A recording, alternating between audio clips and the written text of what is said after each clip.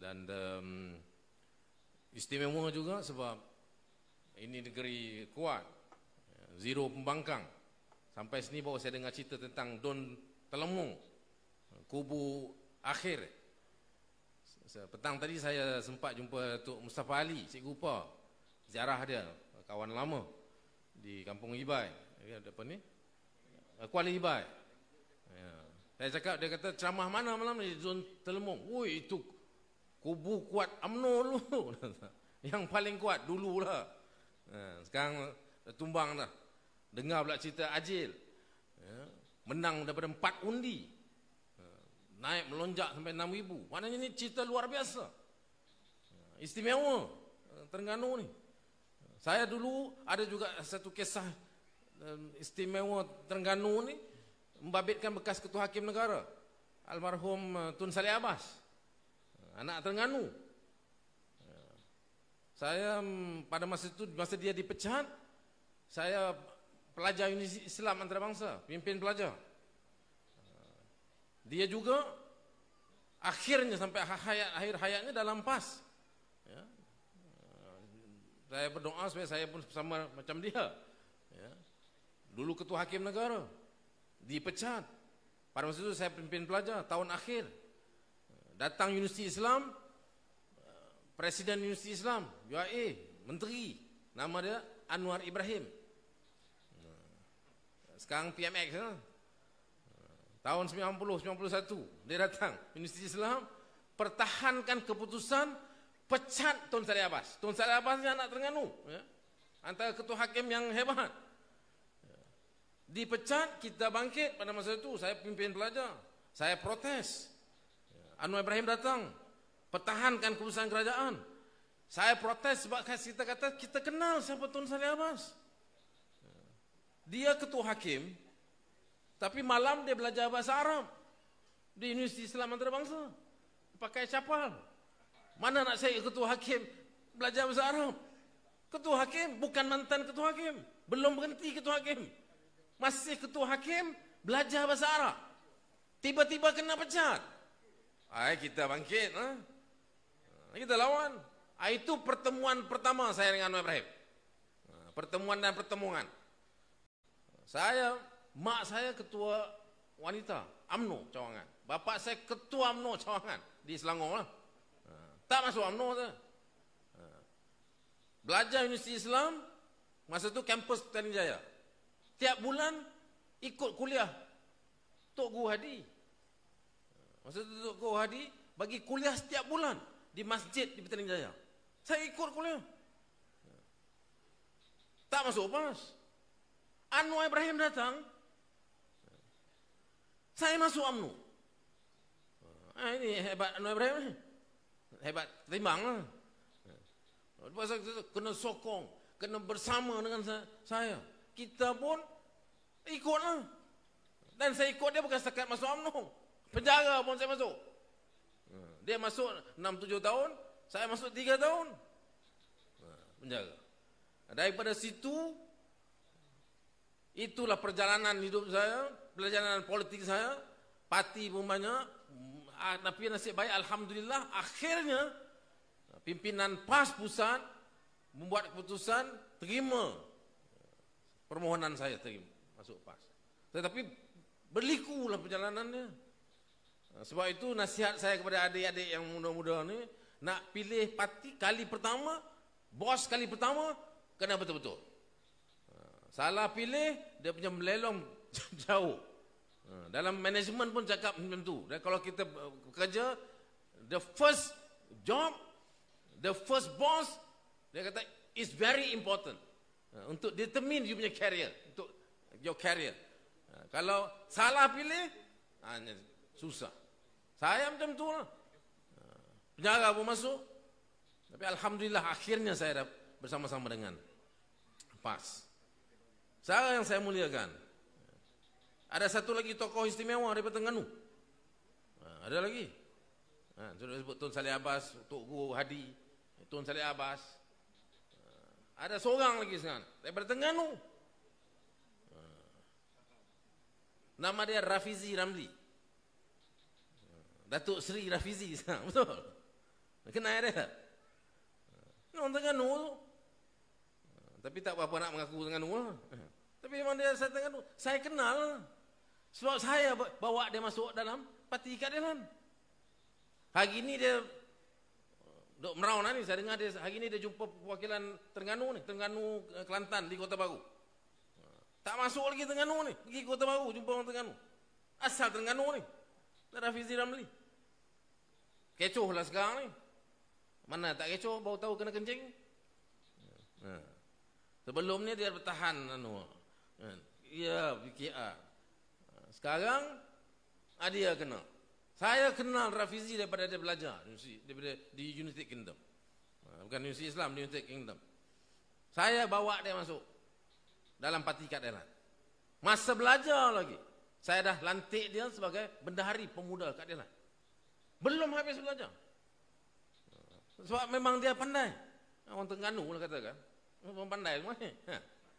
Cuma saya tak tahu dia banyak formula. Terlampau banyak sangat formula. Masa saya kenal dulu tak ada lah. Tapi memang pandai.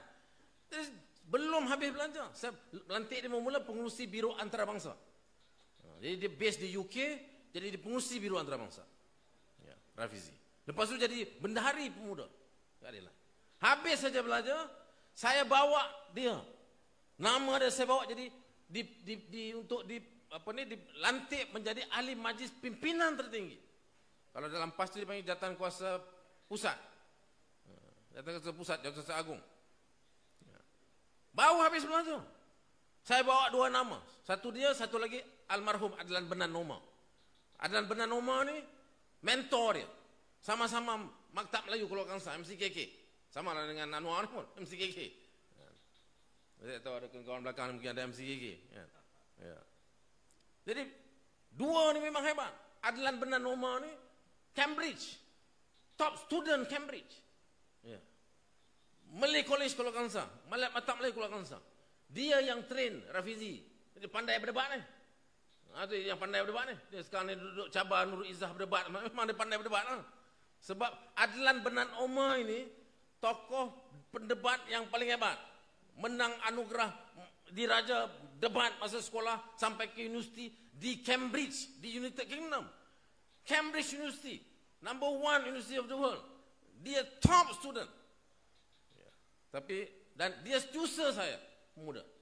Dia yang kenalkan saya pada saudara Rafizi. Dan bernama. Dua anak muda yang cerdik ini. Saya bawa nama mereka untuk dimasukkan dalam majlis pimpinan tertinggi. Kawan-kawan lain tak setuju. Dia kata ini budak muda. Baru habis belajar, bawa masuk sebab apa? Saya kata, no, this is the future. Kalau you nak future parti keadilan, ya, itu cemerlang, kita ambil dua ini. Walaupun dia masih muda. Saya bawa. Siapa nak sangkal? Boleh tanya Rafizi. Dia duduk round lagi ni. Ceramah sampai beberapa hari lagi lah. Sebelum dia pemilihan. Boleh tanya dia. Saya bawa dia. Saya kenal betul dia. Nah, itu Rafizi. Nurul Izzah. Dia berlawan sana ni. Nurul Izzah. Juga saya kenal betul. Tahun 99 masa reformasi, dia puteri reformasi, saya ketua pemuda. Izzah ni bukan politik, sebelum politik pun. Dia masuk universiti mana? Masuk satu universiti di Perak. Saya tak nak sebut nama universiti, kesan. Perak, jauh dengan mak. Masa tu bapa dalam penjara. Duk menangis. Saya jumpa mama menangis. Saya dia telefon saya, yang anak menangis. Jadi macam mana selesai? Kita nak berjuang ni, bapa dalam penjara. Saya ketua muda. Ya, kita nak round presiden masa tu, mama dia Wan Azizah ni presiden parti. Saya kena selesaikan masalah ni. Apa saya buat? Saya tukar universiti. Daripada Perak pergi Universiti Selangor. Saya buat. Bukan orang lain buat. Itu cerita universiti. Cerita politik lagi lah. Speech dia yang pertama, course macam ucapan. Boleh tanya dia. Jadi saya kenal dua-dua.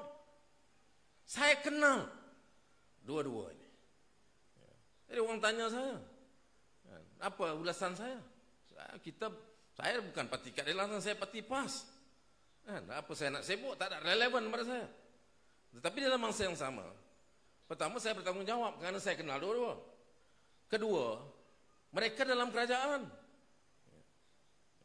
Rafizi bila dia cuti sebagai menteri, dia bukan hanya beri kesan pada parti keadilan, dia beri kesan pada kerajaan, pada kita. Sebab itu kita kena ulas. Sebab mereka sebahagian daripada kerajaan. Kita kena nyatakan, bagi penerangan yang sebenar. Dan sebab itu saya, kalau orang tanya, apa cerita dia ni? Apa cerita dia ni? Cerita dia bukan salah Rafizi, salah Nuriza. Cerita dia masalah dia Presiden parti, Bapak Nuriza, Anwar Ibrahim. Apa masalah dia? Masalah dia jadi Perdana Menteri sekarang. Orang dah makin lama makin tahu pekong dia. Macam-macam masalah. Kes pun ada. Ni bulan 6 ni ada kes ni. Yusuf Rauta, Rafizi. Apa-apa jadi Perdana dia? Apakah timbalan dia akan pertahankan dia? Sebagai seorang presiden parti, paling penting bagi dia, presiden parti yang bermasalah. Presiden parti kalau tak ada masalah, apa dari masalah Tuan Guru Hadi, dia presiden. Apa dari masalah dengan timbalan? Tak ada masalah. Sebab apa dia tak ada masalah? Sebab dia tak ada masalah. Anwar Ibrahim ni ada masalah. Jadi dia bergisau dengan timbalan presiden. Jadi dia terpaksa ambil timbalan presiden yang tidak akan tinggalkan dia, yang akan terus mempertahankan dia, waima apa pun yang keluar, macam mana pun serangan, macam mana betul pun dokumen, macam mana betul pun pekong, apa yang disebut tentang pekong dia dan sebagainya, dia kena pastikan timbalan dia itu akan tetap mempertahankan dia. Siapa lagi daripada seorang anak yang boleh mempertahankan? Dulu masa first round, second round, Presiden parti Wan Azizah. Itulah kerja Wan Azizah, pertahan. Apakah Wan Azizah setuju semua? Tak setuju, saya tahu, saya dekat dengan dia. Dia presiden, saya ketua pemuda. Macam-macam dia cerita kat saya. Ada sikit-sikit ada juga saya cerita, tapi banyak lagi saya tak cerita. Tetapi abang dia tinggalkan Anwar, dia takkan tinggal. Sebab dia isteri. Dia pernah cakap, dia kata, you banyak lah cakap Izam, you boleh lah bising. You habis bertekak dengan dia dalam mesyuarat. Saya berkata mesyuarat bertekak dengan Anwar ni. You bertekak, lepas tu you balik rumah. I kalau bertekak dengan dia, nak balik mana?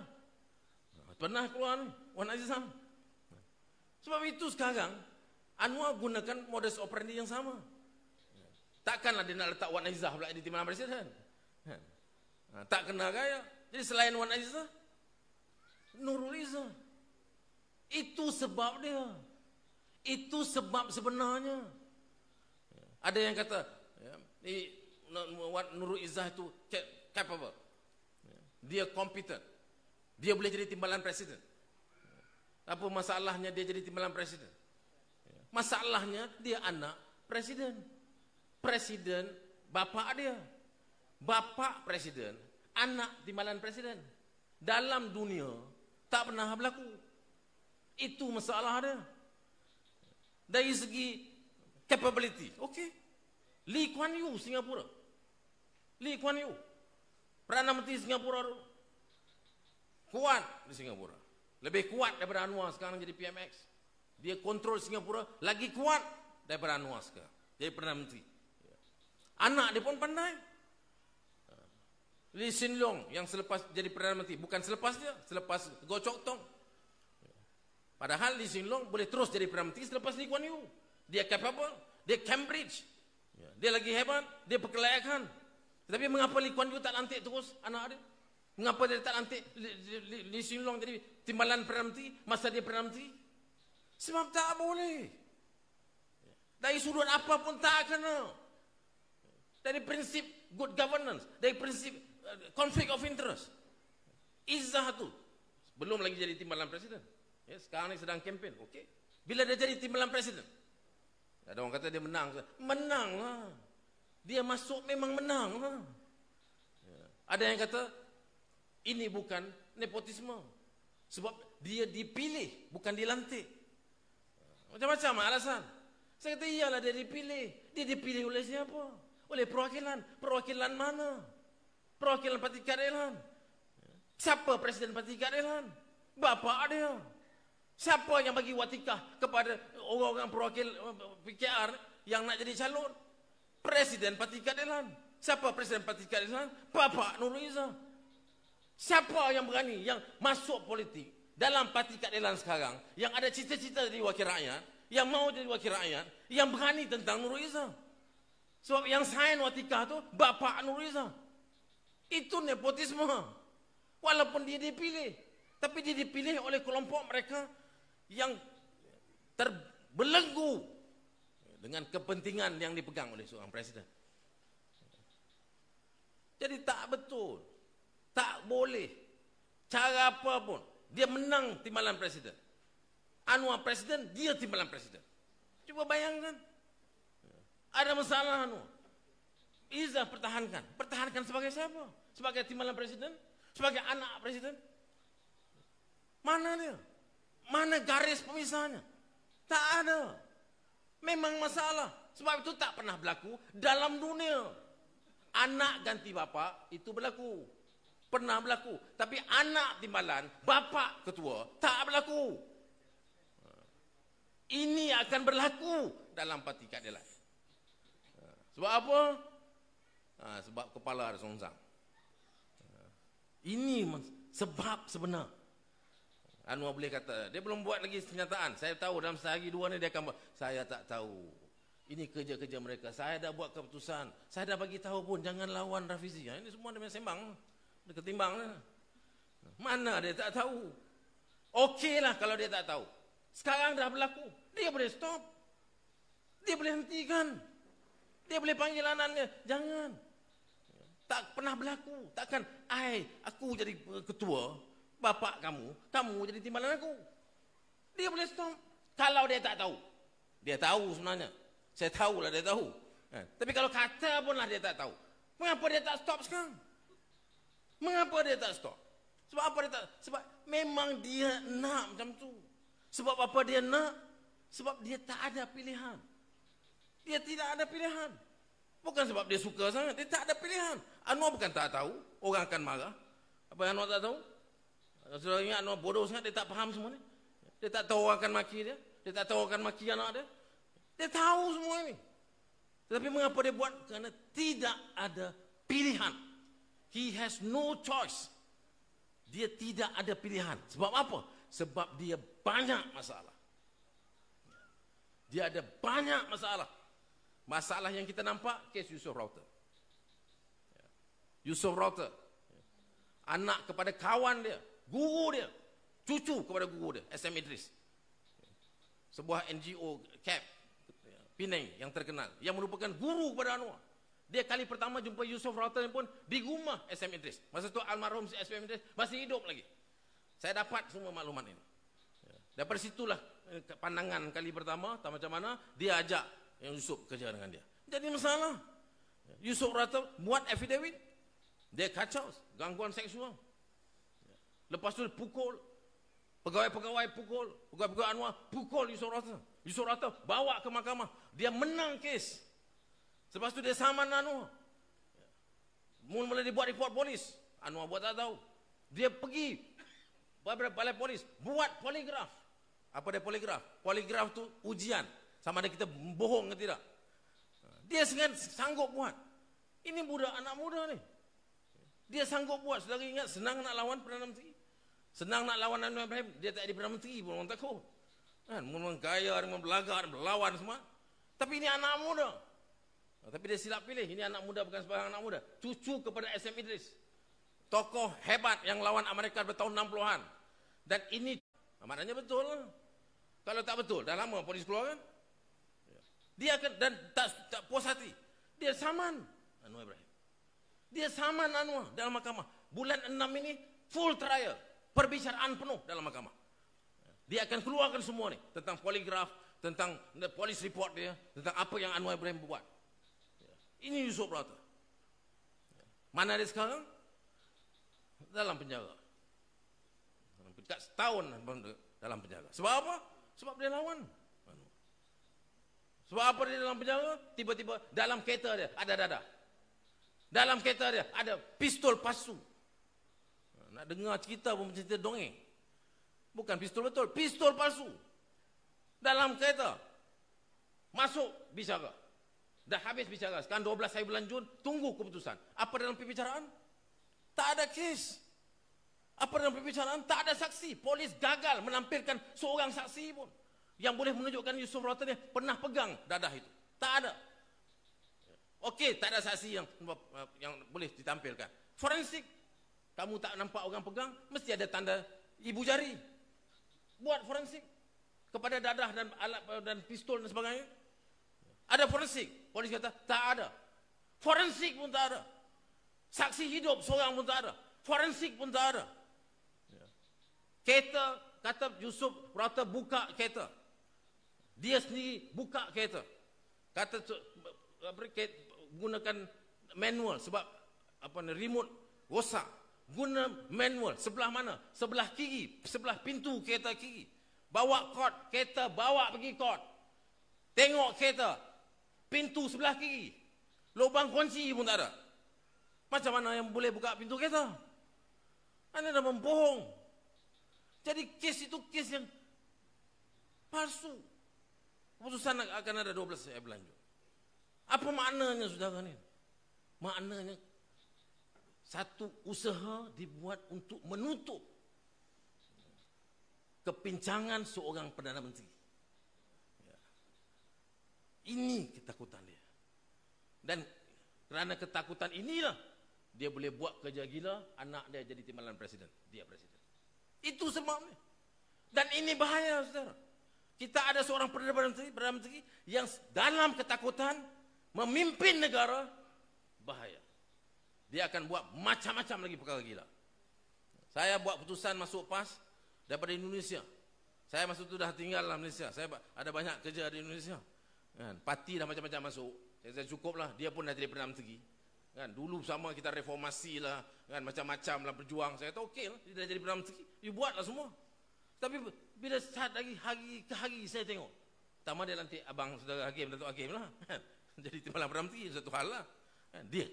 Dia lantik dia jadi Menteri Kewangan lah pula. Satu demi satu. Tak apa lagi. Tapi bila dia buat kezaliman, tangkap Datuk Sanusi, Menteri Besar Kedah, pukul 2 pagi, 3 pagi. Itu kezaliman. Itu kita tak boleh pertahankan.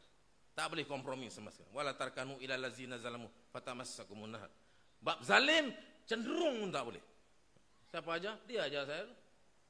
Puluh tahun kita round, masuklah di Telemong ni. Kita round. Ya, dengan angkatan muda, keadilan, kita lawan kezaliman sebagainya. Dia jadi Perdana Menteri, dia buat kezaliman. Hishamuddin Rais, kawan saya dalam ISA. Kawan dia juga. Puluh tahun kawan dengan Anwar Ibrahim. Daripada tahun 70-an. Lagi.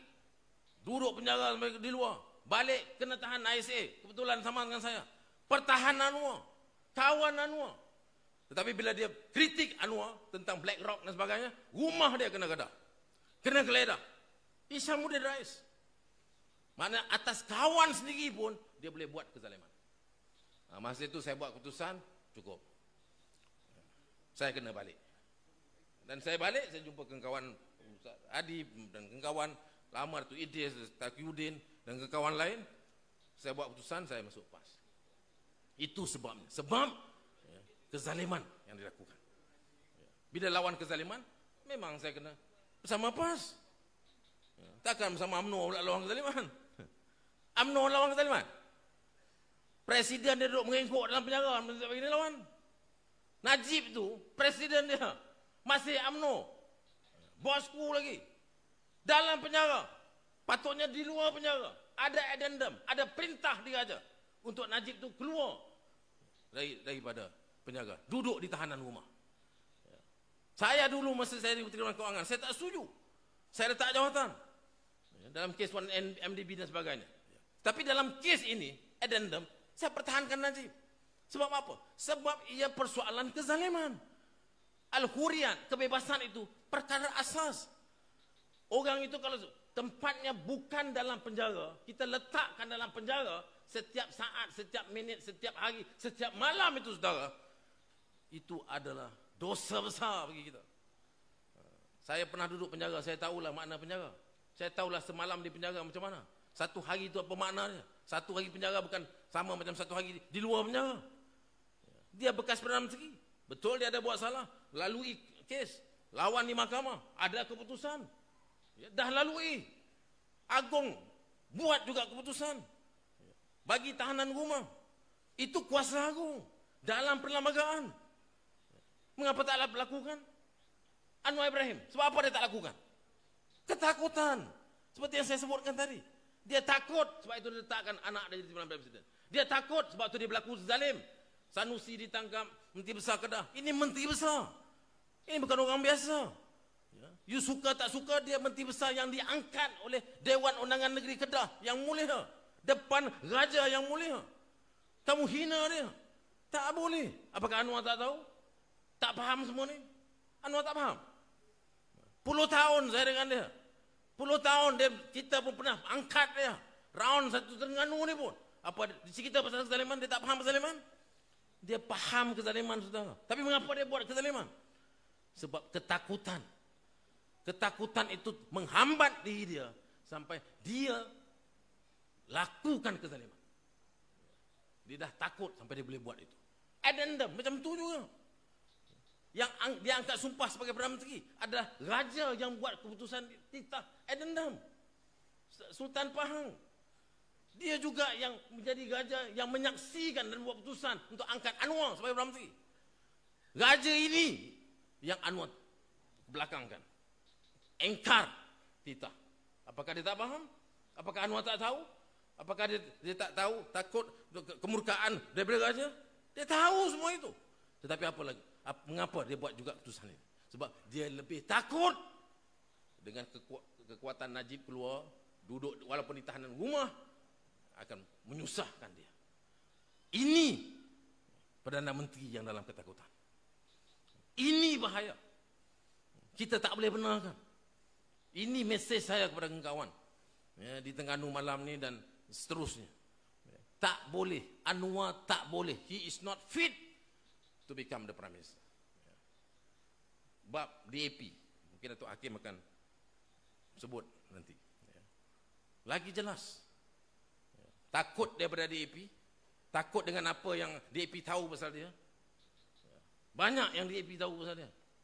Peguam dia paling utama tu DAP. Karpal Singh tu peguam utama dia. Macam-macam tahu pasal dia. Kalau saudara masih ingat, Karpal Singh pernah cakap, Anwar, tobat. Dia suruh Anwar Ibrahim tobat. Dia berani sebut Anwar Ibrahim tobat. Bukan gurau-gurau. Si ingat komen gila ni, dia gurau-gurau, cakap tobat. Itu tak betul lah juga. Ni Karpal Singh tak bergurau. Seriously dia cakap, you tobat. You sudah banyak lakukan macam-macam masalah pada ini milik negara, you tobat. Karpal Singh boleh berani cakap macam tu. Ada Anwar jawab? Sebab apa? Karpal Singh berani sebut itu pada Anwar. Sebab dia tahu. Dia peguam Anwar. Tak bayar-bayar Anwar, tak apa. Tapi dia jadi peguam. Sebab apa? Maklumat semua dia ada. Sekarang tengok macam mana DAP. Apa jadi pada DAP? Melalak tiap hari, hina Islam dengan ngakomengnya, dengan isu tobatnya. Suruh kita bertobatlah. Macam-macam lah. Saya dah sebut sebelum ini. Itu satu hal. Soalan dia, mengapa Anwar diam? Mengapa Anwar diam? Mengapa kita ada seorang Perdana Menteri yang diam? Yang DAP yang kurang hajar, yang saja memang nak langgar perlembagaan, yang bertahan, yang berjuang untuk sekular. Itu kita tahu lah. Memang daripada dulu macam tu. Ada orang kata tak bahaya. Tak bahaya apa? DAP sekarang menteri. Dia dalam kerajaan. Dulu pun kita pernah berkawan dengan dia. PAS pun pernah berkawan. Belum dalam kerajaan sebenarnya itu. Sekarang dia dalam kerajaan. Bila dia bercakap sekarang, itu cakap negara. Dia wakil negara. Dia tak boleh cakap sebarangan. Dia sebagai menteri boleh hina Islam. Suruh orang Islam lain bertaubat. Cerita pasal solat hajat dan sebagainya. Dalam nada yang sinis. Itu tak boleh. Kerana dia sekarang menteri. Tak boleh. Anwar sebagai Perdana Menteri, mengapa tak teguh? Mengapa Anwar Ibrahim tak teguh? Sebab apa? Ketakutan. Anwar takut. Sebab apa dia takut? Sebab dia ada banyak pekung Dan pekung ini ada dalam tangan DAP. Sebab tu dia sanggup gadai bangsa. Sanggup tengok agamanya dihina. Sanggup ya, macam-macam. Baru ni Lim Kit Siang cerita pasal Malay first, Muslim first. Saya jawab. Saya kata memang saya Muslim first, saya Malay first, apa masalah? Dalam kerana perlembagaan pun Malay first, Muslim first. Perlembagaan Malaysia. Hak keistimewaan orang Melayu, hak keistimewaan Bumi Putera, hak kedudukan agama Islam. Kedudukan istimewa. Istimewa tu utama. Mana utama tu first lah. Itu perlembagaan. Jadi apa yang masalah? Mengapa yang Lim Kit Siang ni kena cakap kita Malaysian first ke, Muslim first ke, macam-macam. Yang disebut sanggah Tan Sri Muhyiddin, Presiden Bersatu. Saya jawab, saya kata, kita pertahankan. Sebab ini bercanggah dengan perlembagaan. Apa yang Kit Siang sebut itu bercanggah dengan perlembagaan. Perlembagaan dah jelaskan. Muslim first, Malay first, itu perlembagaan Malaysia. Kit Siang sengaja kacau. Untuk apa? Kerana memang daripada tertubuhnya DAP, memang niat itu anti perlembagaan. Semangatnya anti perlembagaan. Perjuangannya sekular. Tak ada sepatah pun perkataan sekular dalam perlembagaan Malaysia. Tak ada. Satu-satunya parti yang sebut sekular secara jelas DAP. MCA yang semua Cina pun tak sebut sekular. Kita ada menteri-menteri dulu daripada MCA, Tang Cheng Lock, Tan Siew Sin. Yang baru-baru ni pun, menteri-menteri yang sebelum ni. Kita ada dulu MIC pun, Sami Velu, kalau saudara masih ingat. Macam mana pun dia tak pernah sebut sekular, tak pernah kurang hajar, tak pernah hina agama. Sebab apa? Sebab mereka tahu semangat perlembagaan. Dan mereka angkat dan junjung semangat perlembagaan ini. DAP memang daripada awal, dia serang semangat perlembagaan ini. Dan sekarang mereka kerajaan, mereka menteri, serangan itu jadi kesannya lebih besar kepada negara. Sebab itu suhu naik. Kalau ikut Anwar, dia kata kita lah, ini pas lah, tak habis-habis. Pembangkang, hidup segang, naikkan suhu. Ya, cerita pasal isu Melayu, isu agama. Saja nak memanaskan. Bukan kita. Yang panaskan DAP. Kerana mereka kurang hajar. Sebagai menteri, mereka tak ada adab. Sebagai menteri, mereka hina agama. Tak boleh. Dulu sebelum jadi menteri, okey juga. Kita boleh tutup mata. Tapi bila dah jadi menteri, no kompromi. Tak boleh. Tetapi Anwar kompromi. Anwar adalah seorang Perdana Menteri dalam Malaysia yang paling lemah dan paling berkompromi dengan kelompok-kelompok yang anti negara, anti agama, anti bangsa. DAP. Perdana Menteri lain tak sempurna. Bukan semua Perdana Menteri ini sempurna. Ada kelemahan dan sebagainya. Tetapi mereka seorang pun tidak pernah lakukan seperti mana Anwar Ibrahim lakukan, membiarkan kelompok-kelompok anti negara ini, DAP dan sebagainya untuk terus menghina. Apa sebabnya, saudara? Saya sebutkan tadi. Kerana dia takut. Ketakutan kepada DAP. Jadi Anwar, kita ada seorang Perdana Menteri yang hidupnya dalam ketakutan. Sekarang isu PKR berlawan timbalan presiden, anak dia akan jadi timbalan presiden. Sebab apa? Sebab ketakutan. Dia sebagai presiden yang maukan anak dia, hanya anak dia saja, hanya darah daging dia saja yang boleh duduk di tempat itu untuk mempertahankan dan menghilangkan ketakutan dia. Ini rupa bangsa kita hari ini. Ini rupa Perdana Menteri kita hari ini. Sebab itu kita tak boleh biarkan. Jadi sebab itu, saudara saya kasih sekalian, saya, Datuk Hakim dan kawan-kawan lain, kita buat keputusan untuk bersama PAS, sama dengan kawan Bersatu. Dengan atas semangat itu kita akan round terus satu misalnya untuk memberikan kesedaran. Ada sedikit sebanyak pengalaman saya dengan Anwar, saya kongsikan. Ada orang kata saya hina dan sebagainya. Tidak. Niatnya untuk perbetulkan, berikan kesedaran. Sebab apa yang Anwar Ibrahim lakukan sudah melampau, saudara. Melampau. Kalau dah anak dia pun dia boleh angkat jadi timbalan presiden, dan kita boleh benarkan, biarkan, masalah kita pada masa yang akan datang. Sebab itu kita kena terus. Ya, semangat terlemu, semangat diajil. Ya, kehebatan kawan ya, yang boleh tembus kubu kuat UMNO. Ya, boleh menggandakan kemenangan daripada 4 undi kepada ribuan undi. Semangat ini mesti diterapkan, dibangkitkan. Bukan sekadar ditelemung, diajil di kawasan Hulu Terengganu, Datuk Rasulnya di Parlimen. Bukan sekadar itu sahaja, tetapi mesti ke seluruh negeri Terengganu. Bukan sekadar di Terengganu saja. Saya dengar ada himpunan Teguh memimpin dan sebagainya di Terengganu. Ya, kita ada seorang menteri besar yang memang clean, yang hebat, yang bekerja, rekod baik. Itu pun dia kacau. Baru-baru ni tak boleh pula. Nak keluar negara kena pergi report. Bila dia buat apa ni, bila menteri besar buat kenyataan sikit, diperkecilkan. Dia kata tak betul. Itu bukan menahan. Tak betul apa? Saya bertahun kena tahan. Daripada tahun 1999, itulah kerja saya. Nak keluar negeri, duduk dalam pejabat SB. Balik daripada luar negeri, duduk dalam pejabat SB. Ada sekali tu balik umrah.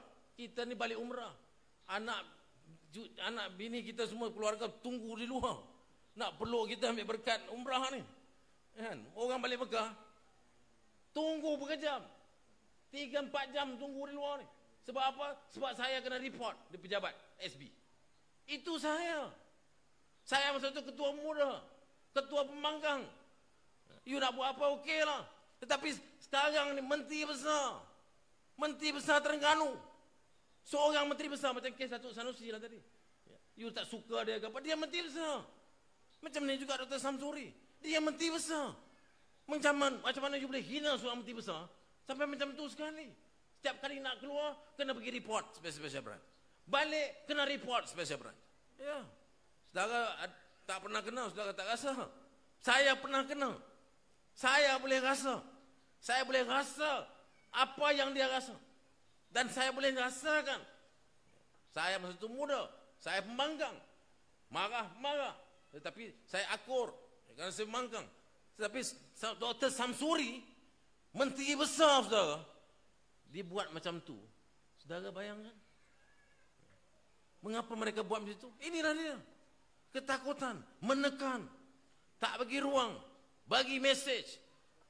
Buat tindakan-tindakan zalim ini untuk apa? Untuk bagi mesej, kamu jangan lawan. Kamu jangan cakap banyak. Kamu jangan sentuh aku. Jangan sentuh keluarga aku. Jangan sebut kes aku. Sebut, aku akan kacau kamu. Ini mesej dia. Ini mesej kezaliman. Saudara. Ini mesej Perdana Menteri yang zalim. Yang menjadi presiden kepada parti keadilan. Nama keadilan. Tapi menggunakan kezaliman. Untuk mempertahankan dirinya yang dalam ketakutan. Jadi kita kena, saudara, saya bagi mesej pada saudara pada malam ini bersama Datuk Hakim. Saya pasti dia akan kupas lagi khusus tentang DAP. Sebab dia masuk, dia lebih tahu, dia dekat. Dia adik kepada Presiden UMNO. Saya pun dekat juga dengan Presiden UMNO, Datuk Zahid ni. Kita sama-sama Jawa. Satu kampung Jawa tu ni. Saya dekat juga, tapi dia lagi dekat. Jadi kita dengar apa yang dia cakap. Masalah dia, abang dia ni mendokong orang yang bermasalah macam Anwar Ibrahim. Membawa sekali parti UMNO. Walaupun kita tahu ramai dalam UMNO itu tak setuju. Tetapi parti UMNO sebagai parti itu dia syarat. Disebabkan abang dia sama dengan Anwar. Ini cikgu dengan anak murid macam kita. Bahana dia apa? Agama kita. Bangsa kita. Ini bukan main-main. Ini bukan soal Anwar, bukan soal Zahid. Ini bukan soal saya, bukan orang kawan Anwar, bukan soal Datuk Hakim adik kepada Zahid. Ini soal agama. Ini soal bangsa. Yang kita nyatakan, yang kita kongsikan adalah persoalan agama dan bangsa. Yang ini yang kita ingin sedarkan. Supaya ada kesedaran bagi bangsa ini dan kita akan terus bangkit. Dan akhirnya martabatkan bangsa kita dan lawan kelompok-kelompok yang merosakkan ini. Jadi sekian. Wassalamualaikum warahmatullahi wabarakatuh. Takbir.